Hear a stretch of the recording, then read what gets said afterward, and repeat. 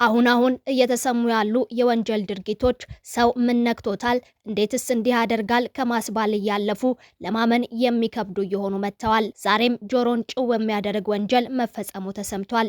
ሕይወትን አብሮ ለመጋፈጥ አጋር ተሆነው ዘንድ ያገባት ሚስቱን ከሌላ ወንድ ጋር ስልክ ማውራት ጀምረሻል በሚል ገድሏት መሰወሩ ተነግሯል። እጅግ በሚያስገርም መልኩ ባለቤቱን ገድሎ ከተሰወረበት እንደገና ተመልሶ በመምጣት የሁለት ልጆች አባትና የቤተሰብ አስተዳዳሪ የሆነውን ጎረቤታቸውን በጥይት ደብድቦ መግደሉም ተሰምቷል። ለመሆኑ የግራ ጎን አጋር የሆነችው ባለቤቱ ላይ ያስጨከነው ሕይወቷን እስከ ማጥፋት ያደረሰው ጉዳይስ ምንድነው? በክፉ ጊዜ የተደራረሱ በደግ ጊዜም አብረው የተደሰቱ ጎረቤታቸውንስ ያስገደለው ጥፋት ምን ይሆን?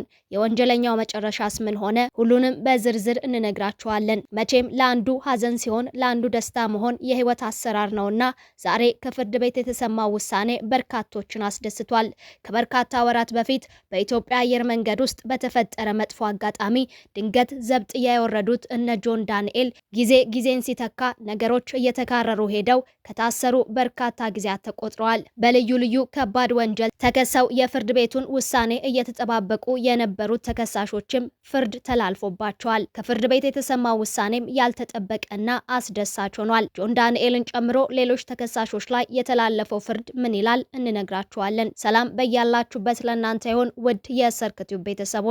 ሰርክቲዩብ ወቅታዊ መረጃዎችን ወደ እናንተ የሚያደርስ ቻናል ነው። በዛሬውም መሰናዶ ለጆሮ የከበደ ወንጀል የፈጸመውን ወንጀለኛ አስመልክቶ የወጣውን መረጃና አስደሳቹን የፍርድ ቤት ውሳኔ እንነግራችኋለን። እናንተም ቻናሉን ሰብስክራይብ በማድረግ ቤተሰብ እየሆናችሁ ቪዲዮን ላይክ እና ሼር በማድረግ አብራችሁን ቆዩ። ሚስቱንና ጎረቤቱን ገድሎ የተሰወረውን ተጠርጣሪ በቁጥጥር ስር ውሎ ምርመራ እያጣራ መሆኑን የአዲስ አበባ ፖሊስ አስታውቋል። የወንጀል ድርጊቱ የተፈጸመው ህዳር 4 እና 5 ቀን 2018 ዓ.ም በጉለሌ ክፍለ ከተማ ወረዳ 6 ልዩ ቦታው 23 ቀበሌ መዝናኛ ክለብ አካባቢ ነው። ተከሳሽ እሱ ያውቃል ቢያዝን ከባለቤቱ ከወይዘሮ ሀመልማል አለምነው ጋር በትዳር ተጣምረው መኖር ከጀመሩ 4 ወራትን አስቆጥረዋል። ተጠርጣሪው ባለቤቱን ከሌላ ወንድ ጋር ስልክ ትደዋወያለሽ፣ ከሌላ ሰው ፍቅር ጀምረሻል በሚል አጉል ጥርጣሬ ህዳር 4 ቀን 2018 ዓ.ም ከቀኑ 4 ሰዓት በሆነ ጊዜ አንገቷን አንቆ በመግደል ህይወቷ እንዲያልፍ በማድረግ በር ዘግቶባት ከአካባቢው ይሰወራል።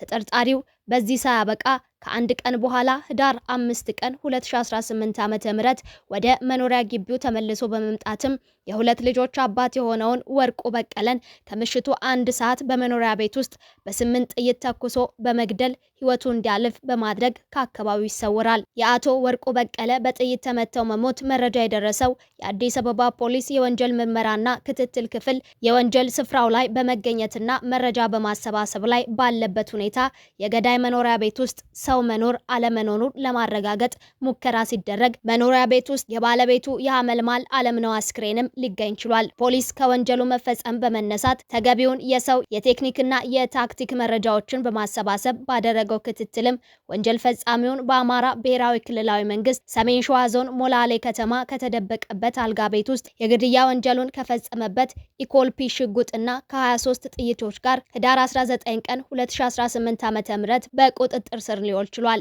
የሟች አቶ ወርቁ በቀለ ባለቤት ወይዘሮ አዲስ አሰፋና ወላጅ አባት አቶ በቀለ አሊ ፖሊስ ወንጀል ፈጻሚውን ተከታትሎ በአጭር ጊዜ መያዙ እንዳስደሰታቸውና የሟቾች ደም በከንቱ ባለመቅረቱ እፎይታ የተሰማቸው መሆኑንም ተናግረዋል። ተጠርጣሪውን በቁጥጥር ስር ለማዋል በተደረገው ጥረት የአማራ ብሔራዊ ክልላዊ መንግስት ፖሊስ ጠቅላይ መምሪያና የሞላሌ ከተማ ፖሊስ ከደብረ ብርሃን ጀምሮ እስከ ሞላሌ ከተማ ድረስ ሌት ተቀን ያለ አንዳች ድካም ብርቱ ክትትል በማድረግና መረጃ በማሰባሰብ አመራሩና አባላቱ ያደረጉትን ድጋፍና ቀና ተባባሪነት ለውጤቱ መገኘት ከፍተኛ አስተዋጽኦ እንደነበረው የአዲስ አበባ ፖሊስ ጠቅላይ መምሪያ ገልጾ ምስጋናውን አቅርቧል። ግለሰቡ የወንጀል አፈጻጸሙን አስመልክቶ ህዳር 23 ቀን 2018 ዓ.ም መርቶ ማሳየቱን የአዲስ አበባ ፖሊስ ጠቅላይ መምሪያ አሳውቋል። በትዳር መሃል የሚፈጠሩ አለመግባባቶችን በውይይት መፍታት ዘመናዊነት ብቻ ሳይሆን ግለሰባዊም ሆነ ማህበራዊ ጠቀሜታው ከፍተኛ በመሆኑ የሚፈጠሩ አለመግባባቶችን በውይይት አሊያም በህግ አግባብ መፍታት ከህግ ተጠያቂነትና ከህሊና ጸጸት የሚያድን መሆኑን ፖሊስ አስገንዝቦ የግድያ ወንጀሉን ትክክለኛ ምክንያትና የፍርድ ውሳኔውን ቀጣይ ለህዝብ እንደሚያሳውቅ የአዲስ አበባ ፖሊስ ጠቅላይ መምሪያን ገልጿል። ወደ ሌላኛው መረጃችን ስናመራ ደግሞ ከፍርድ ቤት መልካም ዜና ተሰምቷል። ዮሐንስ ዳንኤል ወይም በማህበራዊ ሚዲያ ስሙ ጆን ዳንኤልን ጨምሮ ሌሎች ተከሳሾች ከእስር እንዲፈቱ ትዕዛዝ መሰጠቱ ተሰምቷል።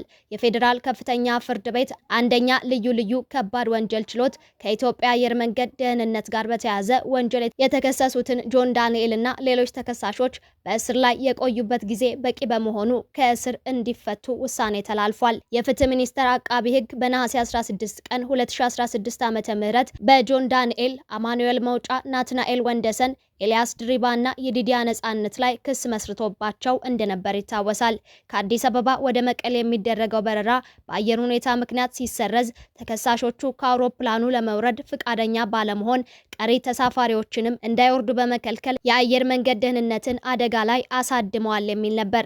አንደኛ ተከሳሽ ጆን ዳንኤል ክስተቱን በቲክቶክ ማህበራዊ ሚዲያ ላይ በተንቀሳቃሽ ምስል ቀርጾ በቀጥታ ስርጭት በማስተላለፍ የኮምፒውተር ወንጀል ለመቆጣጠር የወጣውን አዋጅ ቁጥር 958 ህዝባር 2008 አንቀጽ 13 ንዑስ ቁጥር 3ን ተላልፏል የሚል ክስም ተመስርቶባቸው ነበር።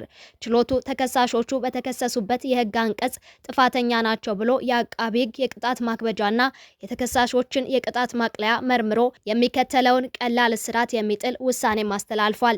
በዚህም ውሳኔ አንደኛ ተከሳሽ ጆን ዳንኤል የ1 ዓመት ከ4 ወር እስራት፣ ሁለተኛ፣ ሶስተኛና ስድስተኛ ተከሳሽ የ8 ወራት እስራት እንዲሁም አራተኛ ተከሳሽ በ10 ወር እስር እንዲቀጡ ውሳኔ አስተላልፎ ነበር። የመጨረሻ ውሳኔውም ፍርድ ቤቱ ተከሳሾቹ በእስር ላይ የቆዩበትን ጊዜ በመቁጠር የተፈረደባቸው ጊዜ በቂ በመሆኑ ከእስር እንዲፈቱ ትዕዛዝ ሰጥቷል። በዚህም ውሳኔ መሰረት ሌሎች ተከሳሾች ነፃ ለመውጣት የሚያስችላቸውን የእስር ቤት የወረቀት ሂደቶችን እያስጨረሱ ለመውጣት እየተዘጋጁ መሆኑ ሲነገር ጆን ዳንኤል እስከ 15 ቀናት ባሉ ጊዜያት ውስጥ እንደሚለቀቅ ተነግሯል። በርካታ ደጋፊዎቻቸውም በፍርድ ቤት ውሳኔ ደስ መሰኘታቸውን እየገለጹም ይገኛል።